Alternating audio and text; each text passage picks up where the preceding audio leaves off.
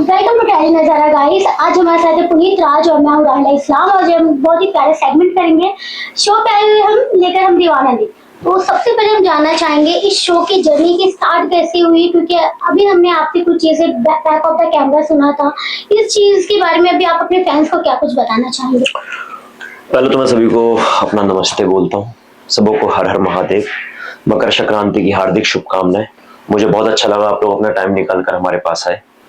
और मेरा नाम इस शो के अंदर सूरज है। मेरी पर्सनल लाइफ देखी जाए तो मैंने पिछले साल बहुत कुछ खोया है और बहुत कुछ पाया भी है।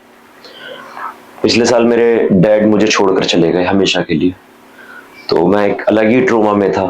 फैमिली का एक अलग प्रेशर बन गया था। इकलौता लड़का हूं तो बहुत सारी जिम्मेदारियां अचानक से आ गई थी। जब कहते हैं ना कि आपके पीछे आपकी एक बैकबोन होती है, चाहे आपके फादर के रूप में होती है, आपके मदर के रूप में होती है, एज पर योर पेरेंट्स, लेकिन जब उनमें से कोई भी आपके पीछे से हट जाता है ना, तो आप एकदम खाली हो जाते हो। ऐसा लगता है कि आपकी जिंदगी में कुछ बचा नहीं है। ऐसा सही कुछ मेरे साथ हुआ। जब मेरे फादर मेरे को छोड़कर चले गए तो मेरे ऊपर जिम्मेदारी इतनी आ गई थी कि हम जिन फैमिली से बिलोंग करते हैं ना, वहां ना सिर्फ मोस्टली लोग सपने देखकर बस रह जाते हैं, उन्हें पूरा नहीं कर पाते। मैं भी इसी तरह से इस मुंबई शहर से एक बार गिव अप कर चुका था। भोलेनाथ का बहुत बड़ा बिलीवर हूँ। मुझे लगा था कि शायद अब मेरी जिंदगी में कुछ नहीं होगा। दिल्ली वापस चला गया फैमिली के पास में, छोटा मोटा बिजनेस करने की सोच रहा था, कोशिश कर रहा था दोबारा अपने आप को एक नई टर्निंग पॉइंट पर लेकर आ जाऊं, बट ऐसा कुछ हो नहीं पा रहा था। दिमाग से बहुत डिस्टर्ब हो गया था, एंजाइटी होनी शुरू हो गई थी मुझे। फैमिली का एक अलग प्रेशर बन गया था। कुछ समझ में नहीं आ रहा था। कुछ 6-7 महीने ऐसे ही जा रहे थे मेरे जीवन के अंदर। उसके बाद सडन मेरे को एक कॉल आता है रात को 1-1:30-2 बजे के आसपास, और वो एक नहीं था, तकरीबन 20-22 मिस कॉल थी मेरे फोन पे, और मैं सो रहा था क्योंकि वहां का लाइफस्टाइल मुंबई के लाइफस्टाइल से बहुत डिफरेंट है। तो जब सडन कंटिन्यू फोन रिंग होता रहा, उसके बाद मेरे को आंख खुली मेरी, मैंने फोन देखा। उसके बाद मेरे को पता लगता है कि कास्टिंग डायरेक्टर का मेरे पास फोन आ रहा है। मैंने फोन उठाया। उसने मेरे को पहले तो बहुत सारी बातें सुनाई कि तू फोन क्यों नहीं उठा रहा है। मैंने, भाई तू फोन ही ऐसे टाइम पर कर रहा है, मैं क्या फोन उठाऊं? तो कह रहा तेरे लिए एक शो है, काम करेगा क्या? मेरे को लगा यार ये शायद इनने कुछ ड्रिंक वगैरह कर रखी है, इसलिए मजे ले रहा होगा मेरे से। मैंने कहा देख यार कृष्णा, मैं ऑलरेडी बहुत डिस्टर्ब हूँ अपनी लाइफ के अंदर, और मैं ना अभी इन चीजों में बिल्कुल इंटरेस्ट नहीं हूँ कि तू मेरे से फालतू चीजों को लेकर मजाक करे, और मैं इंडस्ट्री छोड़ चुका हूँ। कह रहा पागल, छोड़ना नहीं है, तेरे लिए काम आया है। तो मैं थोड़ा फिर सीरियस हुआ और मैंने अच्छा बता क्या डिटेल्स हैं। तो उसने मेरे को तुरंत एक कॉन्फ्रेंस कॉल पे लिया, जिसमें प्रोडक्शन के कुछ मेंबर्स थे, कुछ चैनल के मेंबर्स थे। मेरे को एक अच्छा कैरेक्टर का ब्रीफ हुआ। कैरेक्टर का नाम था सूरज, जो भूत है इस शो का। और मेरे लिए सबसे बड़ा चैलेंजिंग चीज ये थी कि मैंने कभी लाइफ में भूत देखे नहीं। हम किसी बुजुर्ग आदमी को देखते हैं तो उसकी बॉडी लैंग्वेज पकड़ लेते हैं, ठीक है। किसी एरोगेंट आदमी को देखते हैं तो उसका एटीट्यूड कैच कर लेते हैं। किसी शी मेल या फीमेल, किसी को भी हम एक्स वाई जेड, किसी भी अगर ह्यूमन फॉर्म में देखते हैं हम उसको कैच कर लेते हैं। लेकिन एक भूत है, भूत को हम कैसे देखते हैं? जो पुरानी पिक्चर आई थी सिर्फ उससे रिलेट करके। मेरे लिए सिर्फ वही इमेज थी। लेकिन जब मेरे को पूरी टीम ने एक ब्रीफ दिया, ब्रीफ के बाद मेरे को थोड़ा मैंने उसके ऊपर बैठ के एग्जीक्यूशन किया। बट मेरे को उससे भी पहले ये था कि ये जो मेरे को ऑडिशन बोल रहे हैं बनाने के लिए, क्या मैं बना पाऊंगा? वो भी रात के 3 बजे के आसपास की बात है। मैंने ऑडिशन बनाया और मैंने वो ऑडिशन खुद नहीं देखा, क्योंकि मुझे लगा था कि ये आधी अधूरी नींद में गंदा सा चेहरा, कोई मेकअप नहीं, कुछ नहीं। पहले बहुत प्रिपेयर होकर हम ऑडिशन रेडी करते हैं, कोई ड्रेसअप कुछ नहीं था। बस मैंने अपने क्रोमा सेट पे मैंने अपना एक ऑडिशन बनाया और बनाकर मैंने फॉरवर्ड कर दिया। उसके 1 हफ्ते बाद मेरे को सडन कॉल आता है कि पुनीत यू आर सेलेक्टेड। और मैं हाईवे पे था, अपने दोस्त के साथ पार्टी कर रहा था, चिल कर रहा था, अपनी लाइफ को थोड़ा चेंज करने की कोशिश कर रहा था। और मैं वहीं उस स्टॉप हो गया गाड़ी लेके। मैं अपने घर से तकरीबन 70 किलोमीटर दूर था, और मैं समझ नहीं आ रहा था कि मेरे साथ ये सच में हो गया, एक क्या हो गया। मैं उस टाइम आज भी इस बात को अभी सोच रहा हूँ बोलते हुए, मैं वो सब चीजें फ्लैश याद आ रहे हैं मुझे। बस उन्होंने टिकट भेजी, मैं यहाँ पर आया, मेरा लुक टेस्ट हुआ और आप लोगों के सामने हूँ एक सूरज के रूप में। मैं तीनों जानना चाहेंगे कि बचपन से हमारे पेरेंट्स हमारे माइंड में चीज डाले थे कि स्टडी करो, डॉक्टर बनना है, टीचर बनना है या XYZ। आपके भी पेरेंट्स ऐसे आप पे कोई प्रेशर डाला था या बचपन से आपको ऐसा था कि मुझे एक्टर ही बनना है बड़े होके? मैं सच बताऊं तो मैं एक्टर तो बहुत एक्सीडेंटली बना, क्योंकि मैं कॉलेज में बैक बेंचर था।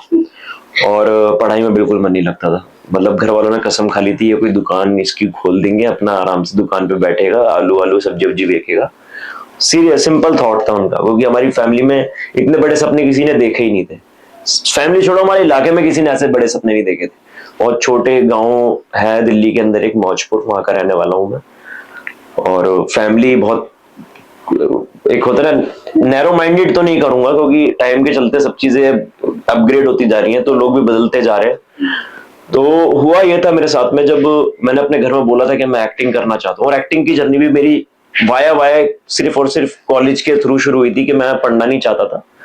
तो कॉलेज में गया, पता लगा वहाँ एक ड्रामा सोसाइटी होती है। ड्रामा सोसाइटी में क्या होता है, मेरे को लगता था इस लोग यहाँ पे उछल कूद मचाते रहते हैं तो पढ़ना तो होता ही नहीं है, अटेंडेंस कंप्लीट हो जाती है। तो मैंने कहा चलो यार यही ठीक है, इससे बात कर लेते हैं। मैंने वहां जाके उनके टीम मेंबर से बात करी, मेरे को एक स्क्रिप्ट मिली थी मेरे शो की, वो था सिंहासन खाली है, अगर आप इसे टेलीकास्ट कर सको। मैं तो बस बता रहा हूँ, वो प्ले था मेरा, उसका ऑडिशन हुआ था। उस ऑडिशन के अंदर मेरे एक सूत्रधार की मेरे को स्क्रिप्ट मिली थी, बहुत प्योर हिंदी में थी वो, मतलब टिपिकल हिंदी जिसे कहते हैं। तो मुझे नहीं पता था मैंने उसको कैसे याद कर ली, याद करी, मैंने ऑडिशन दिया। बस मैंने बोली थी, मैं एक्ट नहीं हुआ था मेरे से, बस मैंने सिर्फ वो जाकर बोल दी थी। एक्टिंग मेरे को उन लोगों ने सिखाई कि एक्टिंग होती क्या है, मेरे को फील कराना सिखाया कि रिक्रिएट इमोशंस क्या होते हैं। फिर उसके बाद ये जर्नी मेरी धीरे धीरे बढ़ती गई, मेरा इंटरेस्ट बढ़ता गया। एक दिन मेरा शो हुआ तो वहां मेरे लिए जब ऑडियंस आकर बैठी दिल्ली के ऑडिटोरियम में, हमने वो प्ले किया और लोगों ने जब क्लैपिंग की, तो तब मेरा ना एक कॉन्फिडेंस डेवलप होना शुरू हुआ कि यार ये लोग मेरे लिए ताली बजा रहे हैं, मतलब कुछ तो मैंने किया है। वरना अच्छे अच्छे ब्रिलियंट लोग आए हैं, इतनी हाई क्लास प्रोफाइल लोग यहाँ पर आए और मेरे लिए तालियां बजा रहे हैं, ये मेरे लिए बहुत, मेरे को अट्रैक्ट कर रहा था। तो मैंने उस दिन से कसम खा ली थी, मैंने कहा यार ये चीज मुझे कहीं तो लेके जाएगी। घर वालों को ये चीज समझ में नहीं आई थी, लेकिन उन्होंने मेरे को, मैंने उन्हें कन्विंस किया। मेरे डैड एक ग्राफिक डिजाइनर थे, और वो भी इजीली कन्विंस नहीं होता, लेकिन जब उन्होंने मेरा मुंबई आने से पहले एक शो देखा था, तो वो रो गए थे। उन्होंने कहा था कि यार मुझे नहीं लगा था हमारे घर के अंदर एक आर्टिस्ट है, आज लगता है कि दो है। तब उन्होंने कहा कि जा तू जा मुंबई, बन जा, हम देखते हैं क्या कर लेंगे। तो आज, और मेरे को आज भी याद है जिस दिन ये शो मिला था, उस शो को मिलने से पहले मेरे डैड के साथ मेरे आखिरी वर्ड्स थे कि पापा आप सारी चीजें छोड़ दो, अब आप कोई काम नहीं करोगे, अब मैं कोई भी अगला प्रोजेक्ट करूंगा ना, आप मेरे साथ मेरे शो पे चला करना, मेरे साथ में रहना। आज मुझे ऐसा लगता है कि मैं जब भी कोई अपना शो या अपना कोई सीन कर रहा होता ना, तो मेरे डैड कहीं ना कहीं खड़े होकर मुझे देख रहे हैं। आई लव यू डैड। जाना चाहिए डैड से, तो आप काफी ज्यादा अटैच्ड है, यू मिस एवरी टाइम। कहते हैं साथ में हो तो मिस करने की भी जरूरत नहीं होती है। हाय टोटली। बट हम जानना चाहेंगे एक ऐसे इंसान के बारे में, जब आप कभी अकेले तन्हाई में होते हैं, या कभी ऐसे बहुत ज्यादा सैड होते हैं, या लाइफ में बहुत बड़ी प्रॉब्लम होती है, मॉम डैड या सिस्टर को छोड़ के, तो वो एक ऐसा इंसान है जिसका हाथ हमेशा आपके लिए अवेलेबल होता है कि I am there here, don't worry. ऐसा कोई है लाइफ में? ऐसे तो देखो, मेरे पास पहले तो सिर्फ मेरे डैड थे, क्योंकि मैं जितनी बातें अपने डैड से कह सकता था, जैसे मतलब मैं उनके साथ था, वैसा शायद मैं अपने किसी यार दोस्त के साथ भी नहीं था। बाकी मेरी मेरी हाफ, मेरी वाइफ, जिसके साथ मैं अपनी सारी चीजें शेयर करता हूँ, उसने, इनफैक्ट वो मेरे साथ तब से थी जब मैं कुछ भी नहीं था। उसने मेरा हर टाइम देखा है। मैंने इस शहर के अंदर एक वड़ा पाव भी खाया है, उसके बाद मैंने शहर के अंदर अच्छे लग्जरी होटल्स के अंदर उसको डेट भी किया है। तो उसने मेरी ये पूरी एक जर्नी देखी है। उसे उसे सिर्फ एक चीज का कॉन्फिडेंस था। मैरिज हुआ था? हाँ, लव मैरिज थी मेरी। कैसे हुई थी मुलाकात? लाइक कॉलेज, स्कूल, या मतलब कैसा? यार हुआ तो क्या था कि मेरी कॉलेज, मतलब मैं जिस ड्रामा टीम के साथ काम करता था वहाँ ये जूनियर थी, और उसके बाद मुंबई में हमारी मुलाकात हुई। मुंबई में हर कोई जैसे ने स्ट्रगलर्स कह सकते हैं, नहीं तो मैं स्ट्रगलर नाम ही नहीं लेना चाहता हूँ। एक्टर्स जितने भी आते हैं वो लोग, कोई कास्टिंग में जॉब करता है, कोई क्रिएटिव लग जाता है, कोई प्रोडक्शन में जॉब करता है। तो ऐसे ही वो एक अपनी इंडिपेंडेंट कास्टिंग कंपनी के साथ में कास्टिंग करी थी, तो उसने एक लव स्कूल करके शो के लिए मेरे को रिकमेंड किया था। लव स्कूल, हाँ, MTV का एक बहुत पहले शो आया करता था, पॉपुलर शो था। हाँ, तो उसने मेरे को बोला कि यार तुम्हारे पास कोई पार्टनर है तुम्हारी? मैंने कहा यार पार्टनर तो नहीं है, मेरे को कभी लड़कियां पटानी नहीं आई सीरियसली, आज तक। हाँ सीरियसली यार, मेरे को कभी लड़की पटानी नहीं आई। और अब कोई लाइन भी मारती है तो मेरा वैसे ही पटाने का मन नहीं करता। आपको तो हैंडसम, आपको तो क्या जरूरत है? नहीं सीरियसली यार, मैं और ना पता है मेरे को सबसे बड़ी प्रॉब्लम क्या है ना, कि लड़कियों को ना पता नहीं कि मेरे अंदर अचानक से पति दिखने लग जाता है। तो मैं ना बहुत डरता हूँ, मेरे से ना किसी का दिल नहीं तोड़ा जाता। तो मैं वैसे भी अब क्या है ना, मैं प्यार तो अपनी बीवी से ही करता हूँ और हमेशा उसी से ही करूंगा। लेकिन मैं बस, इससे भी पहले की बात है, मतलब जब मेरी गर्लफ्रेंड भी नहीं थी मेरी वाइफ, तो मैंने कभी एफर्ट नहीं लगाने पड़े मेरे को लड़की पटाने के लिए। और कभी शाम ही काफी होता है लड़कियों नहीं नहीं, मैं अपनी ऐसा नहीं बोलूंगा इसमें, तो मैं पता नहीं उस मेरे माता पिता ने क्या करके मुझे पैदा कर दिया, सॉरी टू से dad.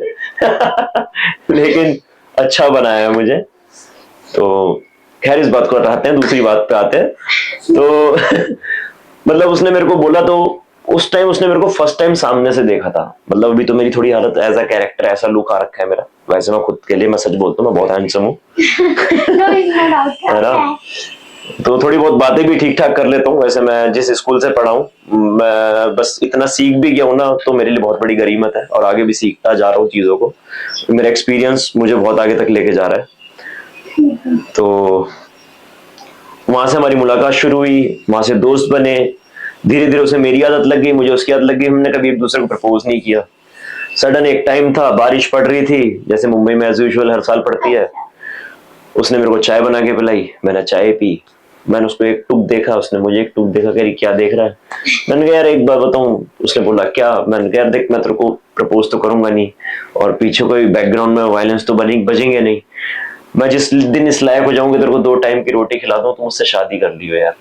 Simple 2 words, no I love you, कुछ नहीं। शादी के लिए प्रपोज करते और मैंने को ये भी नहीं सोचा था कि मेरे घर वाले क्या सोचेंगे क्या नहीं सोचेंगे, लेकिन मुझे लगा कि यार जो लड़की मेरा ये टाइम मेरे साथ देख सकती है ना, वो हर टाइम मेरे साथ हर तरीके से रह सकती है।